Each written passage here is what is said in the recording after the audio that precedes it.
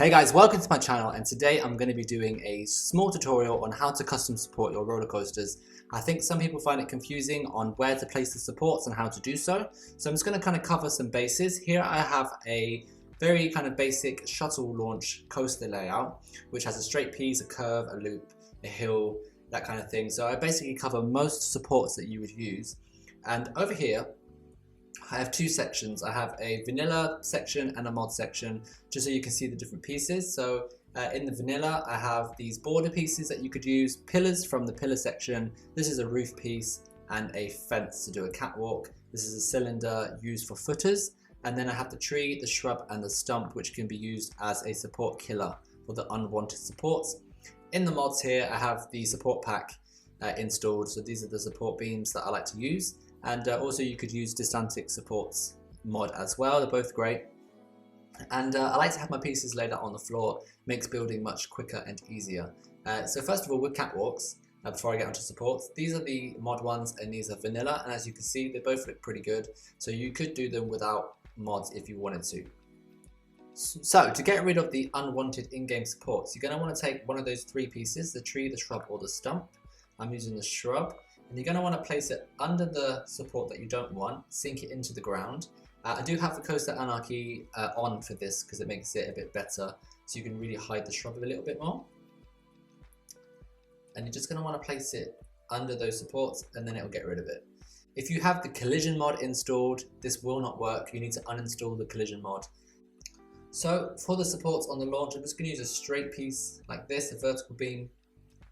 And I'm going to place it evenly every other square on the grid like this, which I think looks very nice. If you do too many like this, it looks overcrowded, it's too many supports, you don't need them.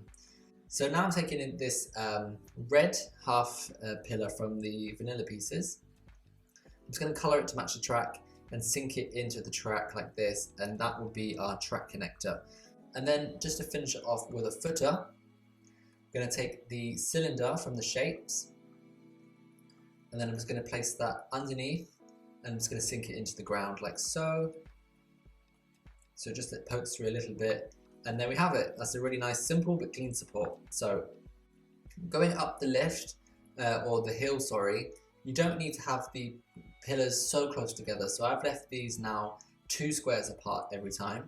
And then when I get to here, this actually tilts to a 90-degree angle. So if I take the pillar all the way up, it will cut through the track and through the train. So we're going to want to get rid of that somehow. So we're just going to take it back half a step, like so. And then we're going to take a half horizontal beam. And we're just going to want to line that up like this. So it meets the track and meets the pillar there. And then I'm just going to continue that vertical beam all the way to the top. You might want to turn Coaster Anarchy off for doing custom supports because it can be a bit tedious sometimes with the different increments in height. We're going to want to add like a sloped support coming off it. So I'm going to take the steepest one. I find the taller the beam, the steeper that you want the pole to be. So let's take that to the top. 7.5, and then this will be 5.5, and so on. So when you get to the bottom, instead of taking it all the way into the ground, I like to take just another vertical piece and then just kind of connect that like that. It makes doing the footers a lot easier. So if I now just add that on, you can say that's done, but if you wanted to as well, you could also add a another beam. I'm going to take this small one now. You can add another piece like this, just going across.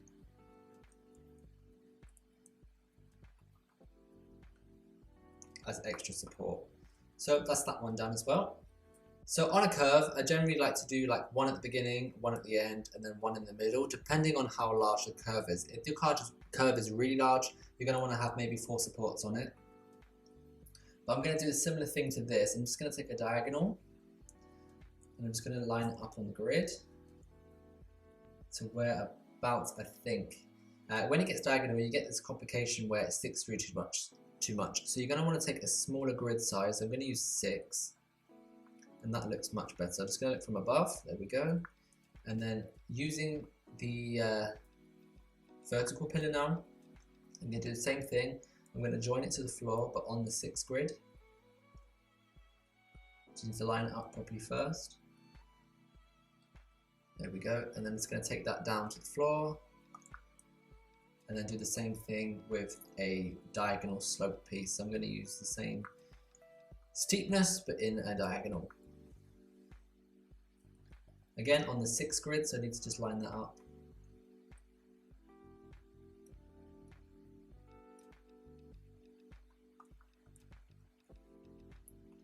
And then we do the same thing at the bottom.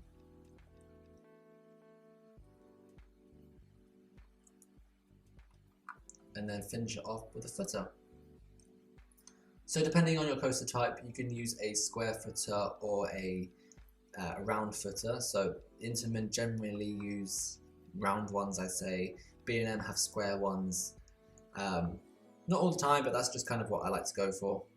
So that's basically, you maybe could do one more support on there. It's a little bit, looks a bit bare here, but I'm just showing you for example today. So the loop, with a loop, you can do different style supports for the loop, but we're going to take a steep diagonal straight piece, and we're just going to kind of line it up next to the loop and see kind of where, okay, we need a different size grid, so we need a 4, and then we're going to do it so it just touches the outside of the loop. So the other side, I did it at the, what height? I did it at 4.75, so let's do the same thing. There we go, and then we're just going to bring that down.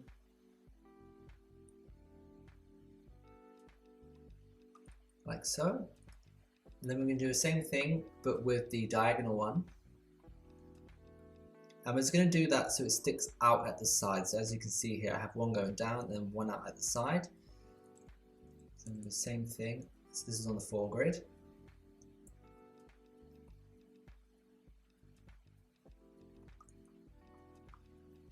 There we go. So then I've just taken like a similar thing to the previous support we did, and I've just added like a beam in between, just to add like an extra bit of support in there.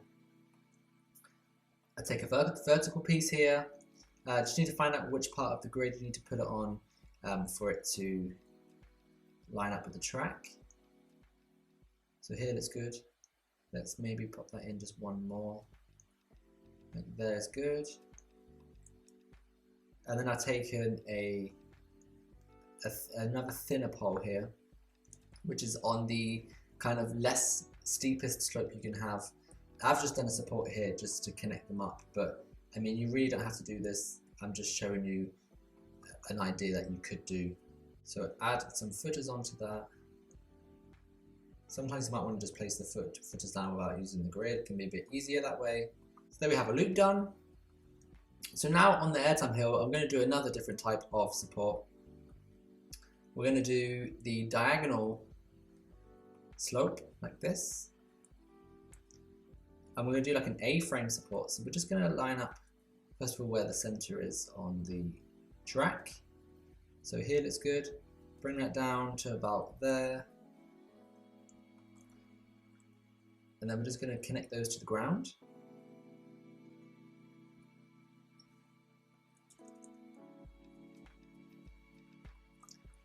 And then I'm going to do the same on the other side. These are quite useful for doing like airtime hills, lift hills on coasters as well. B&M lift hills often use like an A-frame style support, so it's always good to use different types of support while doing supporting. You don't want to have just straight ones the whole time.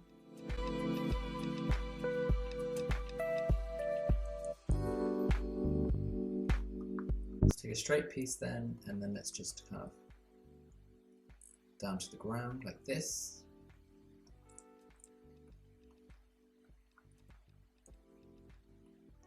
Footers.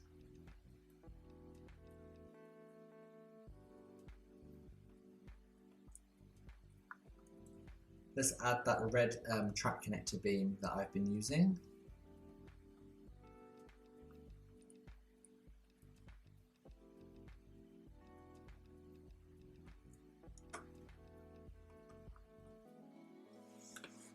So sometimes with like maybe this airtime hill, you might have a path going underneath it for guests. So these kind of supports would be actually really cool. You don't want to have like a beam sticking in the path. I mean, sometimes you do have that in real life where a beam would stick into the middle of a path, but if you can avoid it like this, it looks really cool. So again, let's just add some vertical beams in every other square along on the grid.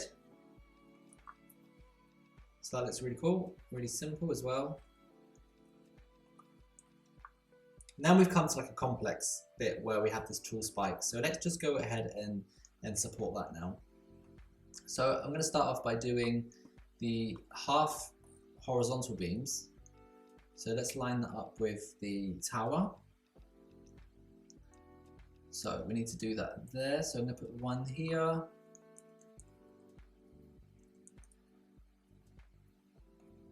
One at 15, let's do one at about 11, 12-ish. There we go, and then we'll do another one like a bit further down. There we go, so like that. And I've done like an equal spacing between them again. Then we're going to add a vertical beam. This is more of a complex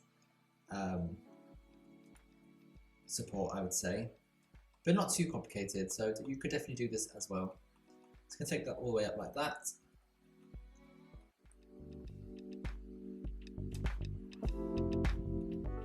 And then take it down to the ground.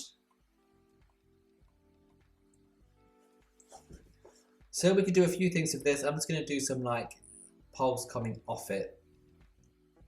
So I'm going to take again the large steepest one, and I'm just going to line that up with about there-ish actually. You can eyeball this kind of stuff, you don't have to be like exact. So let's do that, let's do one more.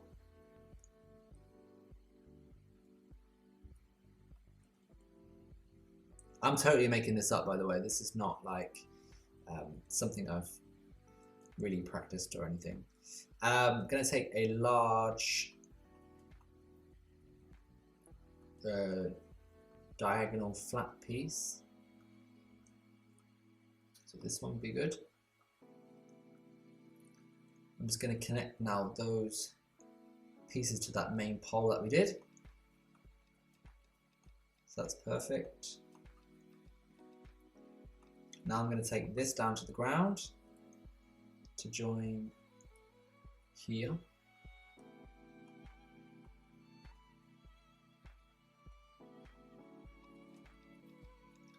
And then the same on the other side.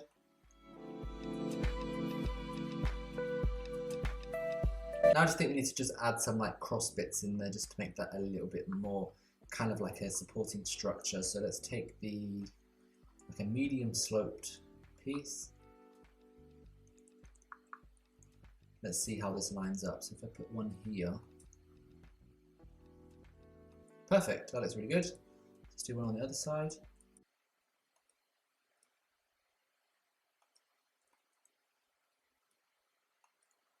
Let's do like a similar thing going down like this.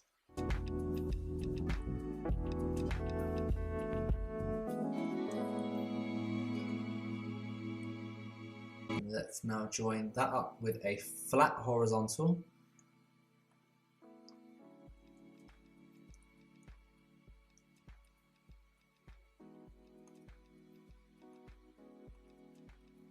And down there as well. Then I'm going to add some more of these diagonal horizontal pieces as well.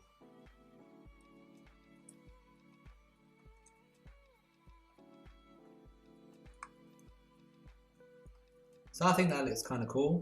And then I'm just going to go in now and just add one more thing to help with this curve at the bottom here. I'm going to take like a medium slope piece, and then I'm going to just kind of take that off here, like so. And then we could also take a vertical beam off that one. Yeah, that will work. I'm not being too accurate right now. So that looks kind of cool. And then I'm just going to go ahead and add some more vertical beams in here. Sometimes you might come to a situation like this. You can just put it on the line like that. It doesn't look too bad. Cool, now let's just go in and just add some footers onto these.